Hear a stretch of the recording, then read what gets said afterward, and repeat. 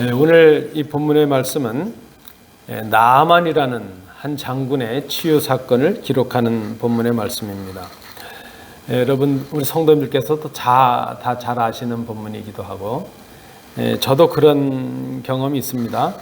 제가 이 국문도 채 깨우치지 못했을 때, 아주 어릴 때 주일학교 선생님들께서 자주 들려주시던 그런 본문의 내용입니다. 그 선생님들의 가르침이 아직도 생생하죠. 기억나는 어떤 선생님의 가르침이 그거였어요. 나만이 한 번 물에 들어가고 두 번 들어가고 나와서 보니까 안 깨끗했는데 마지막 7번째 갔다 나왔더니 깨끗해졌다. 그 말씀을 하시면서 순종을 하는데 끝까지 순종을 해야 된다. 그러면 하나님의 복을 받는다. 그런 교훈의 말씀이었습니다. 아주 생생합니다. 근데 좀 이제 장성하면서 보니까 이 본문을 다시 읽으니까 이 본문은 단순히 그런 의미로만 기록된 것은 아니구나 하는 것을 깨닫습니다. 또 다른 의미가 우리에게 있는 것을 우리가 봅니다. 먼저 우리가 이 본문을 통해서 깨달아야 될 것은 나아만이라는 한 장군을 통해서 그의 순종에서 발견할 수 있는 그런 교훈입니다. 순종이라고 하는 것은 첫 번째 우리가 깨닫는 것이죠.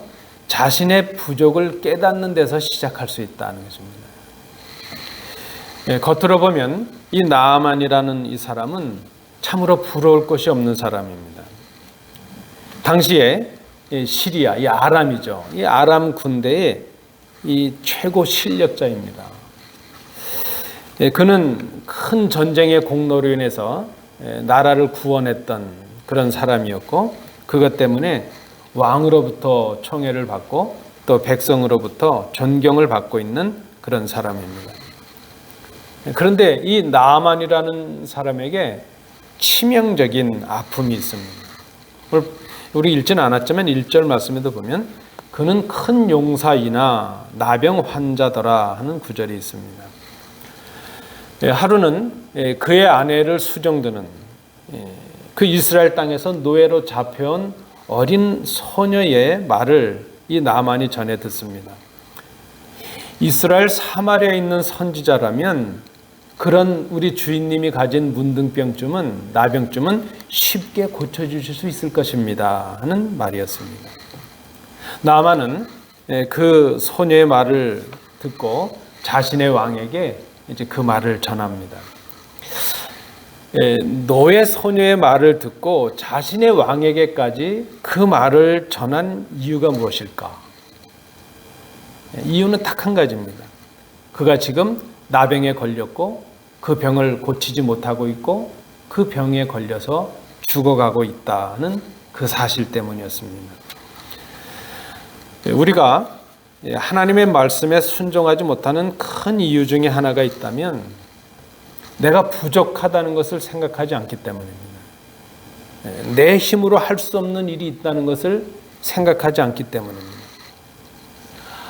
우리가 하나님의 도움 없이도 내가 충분히 살아갈 수 있다, 그렇게 생각하기 때문입니다. 자신이 부족하다는 것을 깨닫지 못하면 하나님의 도움을 구할 수가 없습니다.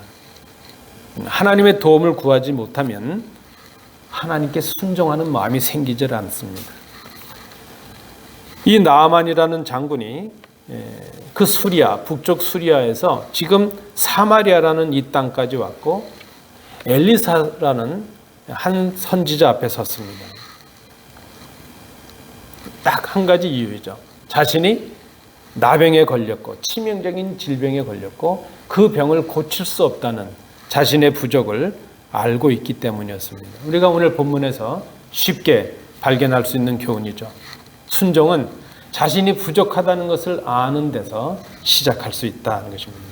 두 번째, 우리가 또 본문에서 깨닫는 것은 순종은 이해할 수 없어도 하는 것이라는 것입니다. 자, 이 나아만이 자신의 부족을 인정하고 엘리사 앞에 섰습니다.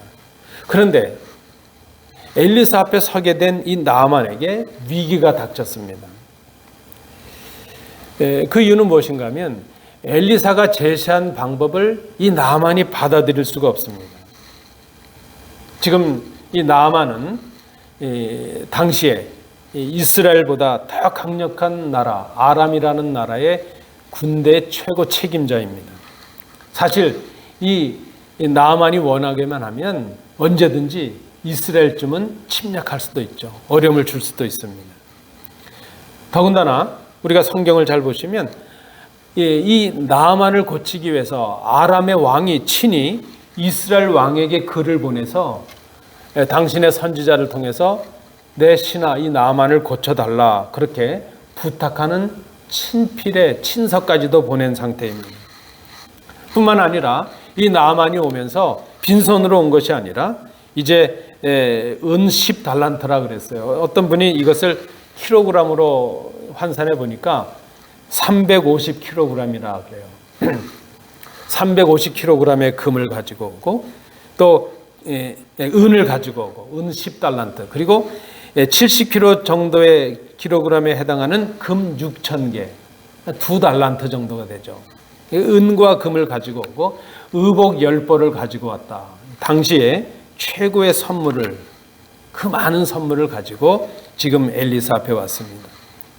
근데 한마디로 지금 엘리사가 자신을 무시하는 것처럼 보입니다. 아니 무시를 하고 있습니다. 자신을 영접하러 나와보지도 않습니다. 겨우 그 엘리사의 종 아랫사람을 시켜서 그저 그런 말을 하는 것이죠. 요단강 가서 7번 씻고 가세요. 그러는 거예요. 아람에서 지금 자기가 왔는데 더 강대국의 장군인 자신이 왔는데 그 작은 나라의 선지자라는 사람이 왕도 아닌 선지자라는 사람이 나와보지도 않고 뭐 좀 그 몸을 고치기 위해서 뭔가 치료하는 행위도 하지 않고 그저 요단강 가서 7번 씻고 돌아가라. 지금 오늘 본문에 보니까 나만이 화가 났습니다. 분노하게 됩니다. 그렇게 말하죠. 내 생각에는 적어도 엘리사가 나에게 와서 자기 하나님 여호와의 이름을 부르며 병든 부분을 손으로 만져 이 문둥병을 고쳐주려니 했는데 이럴 수가 있느냐. 화가 났습니다. 아니 이 요단강 다메섹에 가면 내 나라에 가면 아바나와 바르발은 이스라엘 모든 강물보다 더 좋은 강들이 아니냐. 내가 이 강 요단강에 씻어 나을 거라면 차라리 그 강에 가서 내 나라의 강에서 씻었으면 더 깨끗해지지 않았겠느냐. 한마디로 무엇이죠? 왜 나를 무시해 이거죠. 내가 이런 푸대접을 받으려고 여기 왔는가? 그것 아니겠습니까? 지금까지 이 나만이 자신의 병을 고치기 위해서 뭔 수고를 안 했겠습니까? 그가 재물도 가졌고 권력도 가졌고 그가 가진 모든 능력을 동원해서 자기의 병을 고치기 위해서 애썼을 것입니다. 그런데 지금 이 엘리사라는 사람이 나만이 기대했던 것처럼 자기가 여태까지 썼던 그 어떤 방법보다 더 좋은 방법으로 자신을 고쳐줄 줄 알았는데 아무 방법도 쓰지 않냐고 요단강 가서 7번 씻고 돌아가라. 나만이 받아들일 수가 없죠. 순종할 수가 없다는 것입니다. 여러분 순종하는 것이 쉽지 않습니다. 왜 쉽지 않은가? 우리가 하나님의 말씀에 순종하는 것이 쉽지 않은데 왜 쉽지 않습니까? 때로 그 하나님의 말씀이 비합리적으로 보이고요. 비과학적이고 비상식적이에요. 틀린 것 같아요. 세상 이치에도 맞지 않은 것 같아요. 아니 좀 더 정직하게 말하면 내 생각과는 달라요. 내가 생각하는 것에 틀렸다는 생각이 들기 때문이죠. 우리는 그렇게 생각해요. 납득이 되고 이해가 되고 다 알게 되면 순종할 수 있다. 여러분 그거 아닙니다. 믿음으로 하는 순종이라는 것은 다 깨닫고 다 알아서 하는 것이 아닙니다. 알지 못할 때도 순종하는 것이고요. 아브라함이 그렇잖아요. 하나님께서 아브라함을 불러서 갈대우르에서 그 고향 친척 집을 떠나서 자기 본토 친척 집을 떠나서 내가 너에게 지시할 땅으로 가라 그러세요. 요즘 우리 같으면 어떻게 할까요? 내비게이션을 주세요. 디렉션을 주세요. 정확한 주소를 주세요. 어디로 가야 되죠? 언제 가야 되죠? 거기에 어떤 조건이 있죠? 다 따져보고 가지 않겠습니까? 순종이 어렵습니다. 다 알아서 순종하는 것이 아니라는 것입니다.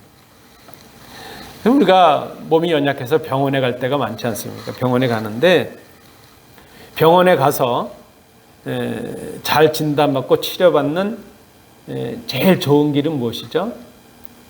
의사가 시키는 대로 하는 거예요. 뭐 여기도 이제 의사 선생님도 계시지만 시키는 대로 해야 돼요. 의사하고 뭐 타협하거나 절충하지 않으시죠? 의사 선생님이 이렇게 진단하고 이렇게 치료하는데 이렇게 하라 처방을 내렸는데 선생님 제 생각에 이게 더 나을 것 같은데요. 그래서 타협하고 협의해서 하지 않는다는 겁니다. 의사가 시키면 시키는 대로 합니다. 약을 먹으라면 약을 먹고 주사를 놔주면 주사를 맞고 운동을 하라면 하고 음식도 다 하죠. 전적으로 순종합니다. 여러분 의사에게 순종하실 때 다 알아서 순종하세요? 다 깨달아서 순종하세요? 아니라는 겁니다. 모르지만 순종합니다. 왜 그렇죠? 그래야 치료의 길이 있기 때문이죠. 하나님의 말씀에 순종한다는 것, 우리 믿음으로 순종한다는 것은 내가 다 알아서 순종하는 것이 아니라 내 생각과 다를 때도 있고 내가 납득이 안 되고 이해가 안 되고 어떤 때는 틀렸다고 생각이 돼도 순종하는 것이라. 그래서 어렵습니다. 순종은 이해할 수 없어도 하는 것이다. 두 번째 교훈입니다. 세 번째 우리가 발견하는 교훈은 순종은 작은 일부터 시작하는 것이라. 작은 일에 순종하는 것이다. 나아만이 이 엘리사 선지자의 말에 순종하지 못했던 큰 이유 중에 하나는 내가 무시를 받았다. 바로 그 생각 때문이었죠. 우리는 그렇게 생각해요. 하나님께 순종한다는 것은 큰 일을 감당하는 것이다. 그렇게 생각을 합니다. 그런 생각을 가지게 되니까 작은 일이 우리에게 맡겨지면 무시를 받았다. 그렇게 생각을 해요. 뭐 교회 안에서건 우리가 밖에서건 어떤 역할이 우리에게 주어질 때 좀 이름이 드러나고 말이죠. 사람들 보기에도 좀 괜찮은 그런 역할들이 맡겨지면 하겠다 그러는데 뭐 해도 표도 안 나는 일들이 있잖아요. 아무도 알아주지 않는 일, 아무도 보지 않는 데서 해야 되는 일, 그런 일들을 하면 그냥 무시를 받는다고 생각을 해요. 작은 일이 맡겨지면 내가 무시받았다 그렇게 생각을 한다는 것입니다. 하나님의 일 순종한다는 것은 그저 큰 일을 하는 것이고 거창한 일을 하는 것이라는 생각, 그 생각은 잘못된 것입니다. 말씀드린 대로 그런 생각 속에는 그런 순종을 통해서 자신을 드러내고 나의 이름을 드러내겠다는 그런 욕심이 숨겨져 있기 때문입니다. 오늘 본문에 보니까 결과적으로 나아만은 엘리사에게 순종을 했습니다. 그리고 고침을 받았습니다. 그의 그 나병으로 문드러졌던 그 살이 어린아이의 살같이 깨끗하게 회복되었다는 것이죠. 그런데 이 나아만이라는 사람이 그런 회복을 받기까지 우리가 본문에 있는 놓치지 말아야 될 모습들이 있는데 바로 이름도 기록되지 아니한 작은 사람들의 작은 순종이 있었다는 것입니다. 나아만에게 하나님의 능력을 행한 엘리사를 소개했던 어린 소녀가 있었습니다. 이 소녀의 순종이 있었습니다. 그 소녀는 지금 어린 나이에 부모를 떠나고 형제들을 떠나서 노예로 잡혀왔습니다. 그의 처지가 얼마나 안 됐어요. 노예로 잡혀온 이 소녀가 그저 자신의 신세를 한탄하고 어린 소녀로 잡혀와서 남의 시종이나 들어야 되는 노예 삶을 사는 그 소녀에게 무슨 소망이 있겠어요. 그런데 그 소녀가 자신의 주인의 남편이 문둥병이 걸렸다는 것을 알게 될 때에 그가 기억하고 있는 하나님의 약속을 기억하고 그가 하나님의 사람 엘리사를 그에게 소개합니다. 자기가 처해 있는 고통의 시간 속에서 그 처절한 열악한 자리에서 자기의 환경과 자기의 조건에 맞는 그런 순종을 하고 있습니다. 작은 순종입니다. 이 어린 소녀의 순종. 이스라엘의 사마리아에 가면 이런 병쯤은 충분히 고치는 하나님의 사람, 선지자가 있습니다. 이 작은 순종이 얼마나 위대한 순종이 되었는지 모릅니다. 또 우리가 발견하는 모습이 있어요. 나아만이 엘리사가 자신을 무시했다고 생각하고 화가 나서 다시 아람 땅으로 돌아가려고 합니다. 그런데 성경을 잘 보시면 그렇게 분노해서 다시 아람 땅으로 돌아가려는 그 나아만 장군을 잡아세운 그의 종들이 있었습니다. 그의 부하들이죠. 그들이 그렇게 말합니다. 만일 이 예언자가 당신의 병을 고치기 위해서 이것보다 더 어렵고 더 큰 일을 시켰더라도 장군은 그것을 하시지 않았겠습니까? 병을 고치기 위해서라면 이것보다 더 큰 일을, 더 어려운 일을 하라 그래도 했을 텐데, 아니 지금 그가 시키는 일은 그저 강물에 가서 몸이나 담그라, 몸을 씻으라 하는데, 그거 하면 몸을 낫겠다고 하는데, 몸을 고쳐주겠다고 하는데 그걸 못하겠습니까? 여러분, 지금 이 나아만 장군이 말 한마디면 그들의 목숨이 왔다 갔다 합니다. 그렇잖아요.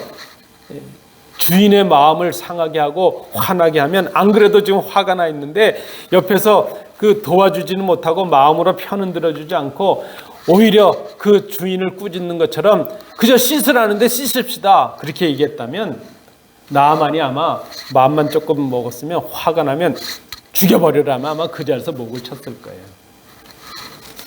그 작은 순종을 통해서 하나님의 역사가 일어나고 있다는 것입니다. 여러분 생각해 봅니다. 우리가 믿음에서 실패할 때도 있고 이 땅을 살아가다가 넘어질 때가 있는데, 우리가 넘어지는 큰 이유가 무엇인가? 우리는 그렇게 생각해요.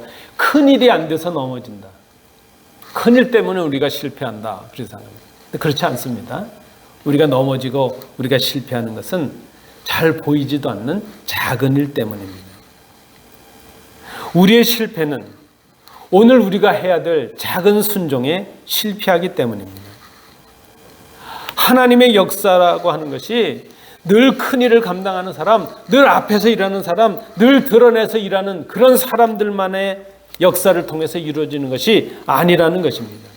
하나님은 오늘도 이름도 없이 빛도 없이 남이 알아주지 않아도 묵묵히 보여지지 않는 곳에서 자신의 일을 감당하는 그 작은 순종을 통해서 하나님의 역사가 이루어지고 하나님의 뜻이 이루어진다는 것입니다. 하나님께서는 내일 큰 일을 순종하겠다는 사람들의 마음을 받으시는 것이 아니라 오늘 작은 일에 순종하는 그 행함을 통해서 하나님의 역사를 이루십니다. 여러분, 큰 일을 순종하시기 전에 작은 일에 순종할 수 있어야 됩니다. 다윗이 아버지의 양을 돌보는 작은 일을 잘 감당했더니 이스라엘이라는 큰 목장을 맡기는 역사를 하나님께서 허락해 주셨습니다. 매일의 삶 속에서 하나님의 말씀을 기억하고 그 말씀을 행하기 위해서 작은 일에 순종하는 사람들, 그들을 통해서 하나님께서 기뻐하실 뜻을 이루어 주신다는 것입니다. 오늘 우리가 이 나아만의 이 순종의 사건을 통해서 우리가 쉽게 깨달을 수 있는 그런 교훈의 내용이었습니다. 나아만의 순종은 기적을 이루는 순종이 되었다. 그런데 우리가 이 본문에서 또 발견해야 될 다른 교훈을 찾습니다. 그 교훈은, 그 출발은 몇 가지 질문에서 시작을 할 수 있죠. 왜 이 본문이 기록되었을까?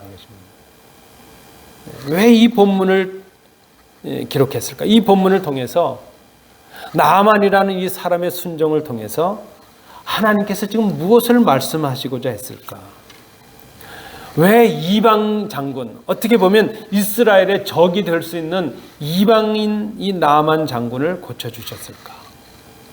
여러분 궁금하지 않으세요? 우리가 성경을 읽으시다가 왜라고 질문해 보는 것은 우리의 신앙에 큰 도움이 됩니다. 왜 기록하셨을까? 왜 이 사건이 있을까? 왜 하나님께서 이렇게 말씀하셨을까? 저는 그 질문을 답하면서 오늘 본문에서 다시 세 가지 교훈을 찾습니다. 첫 번째 교훈은 하나님은 당신의 백성들을 위해서, 구원의 역사를 위해서 때로는 원수들을 도구로도 쓰신다 하는 것입니다. 당시 이스라엘은 왕으로부터 백성에 이르기까지 하나님을 거역하고 우상을 섬기고 불순종하고 반역의 길을 걷고 있습니다. 이스라엘은 하나님의 택하심을 받은 백성들인데 이스라엘이 하나님을 떠나고 있습니다. 그러면서도 이스라엘 백성들은 오직 하나님의 선택을 받은 백성들은 자신들 뿐이다, 그렇게 생각을 합니다. 자신들만이 의로운 사람이라 그렇게 하면서 죄를 짓고 먹고 마시면서 이방 나라 사람들을 멸시하고 무시합니다.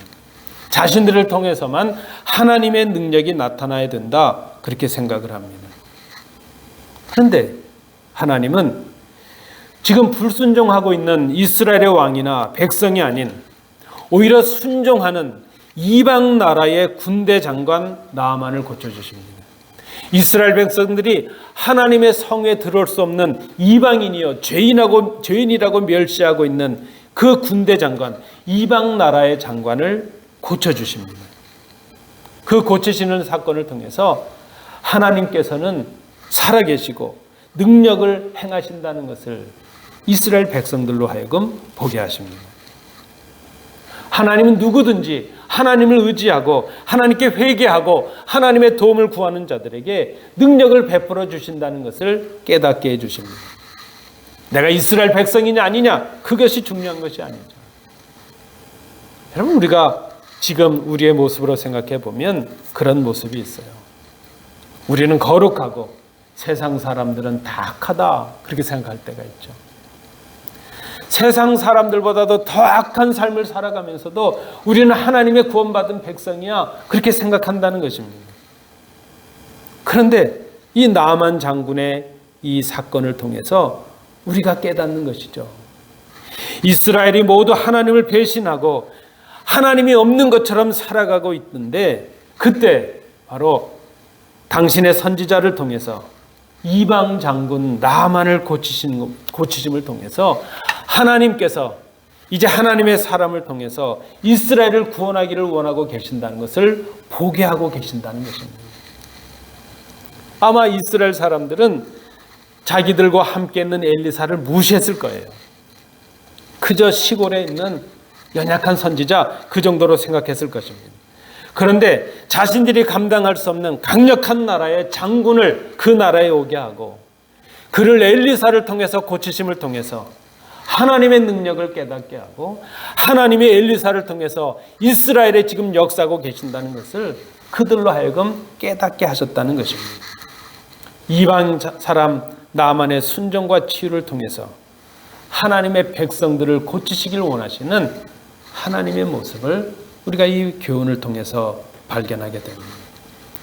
여러분, 하나님께서는 때로 당신의 백성들을 구원하시기 위해서 원수들을 도구로 쓰실 때가 있습니다. 우리가 기억해야 될 교훈입니다. 두 번째, 우리가 발견하는 교훈의 또 하나는 하나님은 우리가 이해할 수 없는 방식으로 일하신다는 것입니다. 아까도 우리 말씀 나누신 것처럼 우리는 이해가 되지 않고 납득이 되지 않으면 틀렸다 혹은 잘못됐다 이렇게 생각을 하죠. 그러나 하나님의 구원의 역사는 우리가 알지 못하고 생각하지 못하는 곳에서도 이루어진다는 것입니다. 하나님은 때로 우리가 이해할 수 없는 방법으로 일하시기도 하십니다. 우리의 상식적인 판단과 기대를 뛰어넘으시는 분이 바로 하나님이십니다. 오늘 본문에 보니까 나아만을 고쳐달라는 아람 왕의 전가를 받은 이스라엘 왕이 걱정과 근심에 빠집니다. 오늘 본문에 보니까 자신의 옷을 찢었다 그랬어요. 극도의 두려움과 흥분을 표현한 것이죠. 그리고 그가 그렇게 울부짖습니다. 내가 사람을 죽이고 살리는 하나님이냐? 그가 어찌하여 사람을 내게로 보내서 이 나병을 고치라 하느냐? 이것은 필히 이제 저 왕이 틈을 타서 내가 이 자신의 장군을 고쳐주지 못할 테니까 그걸 가지고 나에게 시비를 걸고 우리나라를 어렵게 하고 침공하려고 하는 것이 아니냐. 이 왕은, 이스라엘 왕은 아람 왕의 요청을 오해했습니다. 아람 왕은 자신이 사랑하는 그 신하 나아만을 이제 고쳐주기를 바라서 그렇게 한 것인데 이 아람 왕의 요청을 오해를 했죠. 그런데 이스라엘 왕이 오해했던 더 큰 이유가 있습니다. 그것이 무엇이죠? 그가 그렇게 말하지 않습니까? 내가 하나님이냐? 막 그래요. 그는 지금 하나님을 거역하고 불의를 행하는 왕이었습니다. 하나님의 능력을 믿지 못했고 하나님을 의지하지 않는 사람입니다. 이스라엘 왕은 자신의 상식적인 판단에서 자신의 능력의 범위에서 이 문제를 보고 낙심하고 절망합니다. 하나님을 믿지 못했기 때문이요. 하나님의 계획과 뜻을 알지 못했기 때문입니다. 그런데 이스라엘의 왕궁에 있는 왕은 이렇게 걱정하고 있는데 이스라엘에서 포로로 잡혀간 그 어린 소녀는 하나님의 역사를 기대하고 하나님의 뜻을 전하고 엘리사를 소개하고 있습니다. 여러분 얼마나 기가 막혀요. 이 어린 소녀를 통해서 이방인 하나님을 알지도 못하는 아람 왕을 통해서 그리고 나아만과 나아만의 부하들을 통해서 그리고 하나님의 세우신 사람 엘리사를 통해서 하나님의 능력을 베풀어 주시고 기적을 이루게 하십니다. 여러분 하나님의 뜻은 우리의 뜻과 다를 수 있다는 것을 기억해야 됩니다. 그래서 내 뜻과 다를 때 내 뜻을 포기하고 하나님의 뜻을 따르는 것, 그것이 진정한 순종입니다. 하나님은 오늘도 하나님의 뜻을 알고 순종하는 자에게 기적을 경험하는 복을 허락해 주십니다. 마지막 한 가지 우리가 교훈으로 배우는 것 이것입니다. 하나님은 우리의 실패도 도구로 쓰신다는 것입니다. 하나님 우리의 실패도 합력하여 선이 되게 하십니다. 하나님은 나아만이 고침을 받을 수 있다는 복된 소식을 어떻게 듣게 하셨습니까? 그가 군사들을 이끌고 이스라엘을 쳐들어갔다가 포로로 잡아왔던 그 어린 소녀, 자신의 그 아내의 시종을 두는 노예로 삼았던 그 어린 소녀를 통해서 이제 이 복된 소식을 듣게 하십니다. 포로로 잡혀갔던 이 어린 소녀의 증언을 통해서 하나님은 당신의 이름을 이방 나라에게도 전하게 하십니다. 하나님을 전혀 알지 못했던 아람 왕과 나아만이 그 노예를 통해서 하나님의 뜻을 알게 되고 하나님의 사람을 알게 되고 하나님께 나오는 길을 얻게 됩니다. 여러분 우리가 잘 아시는 요셉이 있지 않습니까?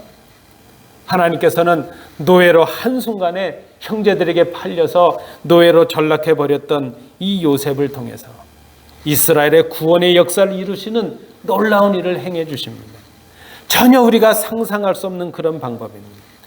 하나님은 우리가 실패라고 절망하는, 우리가 실패라고 생각하는 그런 우리의 환경과 우리의 조건도 당신의 능력을 이루시는 도구로 쓰시는 능력의 하나님이신 것을 우리가 믿어야 됩니다. 그래서 여러분 오늘 우리가 인생을 살아가면서 오늘 좀 실패하고 오늘 좀 절망의 순간을 맞이하고 오늘 좀 부족한 모습이 있다고 낙심하지 말아야 됩니다. 오늘 끝났다고 단정하지 말아야 됩니다. 오늘 우리가 경험하는 이해할 수 없는 고난과 고통, 우리가 경험하는 도저히 알 수 없는 이 슬픔과 아픔, 이 답답함, 이 억울함, 이 모든 실패의 모습이 우리를 구원하시기 위한 하나님의 뜻일 수 있다는 것입니다. 우리의 실패 속에 하나님의 역사가 있고 우리를 인도해 주시는 하나님의 놀라운 능력이 있다는 것입니다. 우리를 인도하시는 하나님의 구원의 역사가 될 수 있다는 것입니다. 그래서 어떤 일을 당하든지 고난을 당하든지 슬픔을 당하든지 어떤 일을 당하든지 원망하지 마십시오. 절망하지 마십시오. 그리고 기다려 보십시오. 우리의 이 눈물을 기쁨으로 바꾸시는 하나님의 역사를 우리가 경험할 수 있다는 것입니다. 하나님은 우리가 경험하는 인생의 광야를 통해서 오히려 우리가 하나님만을 바라보게 하십니다. 그 광야의 훈련을 통해서 내 욕심을 버리게 하시고 하나님의 뜻을 깨닫게 하시고 하나님의 선한 길로 우리를 이끌어 주신다는 것입니다. 세상 중심으로 살아가던 우리를 이제는 하나님 중심으로 살아가는 하나님의 사람으로 바꾸시는 훈련이 바로 인생의 광야에서 있습니다. 하나님은 우리의 실패를 하나님의 능력으로 선하게 쓰신다는 것을 기억해야 됩니다. 오늘 우리가 이 본문을 통해서 발견하는 교훈의 말씀입니다. 말씀을 맺습니다. 나만의 순종과 치유의 사건을 통해서 하나님께서 우리에게 말씀하시는 것이 무엇일까?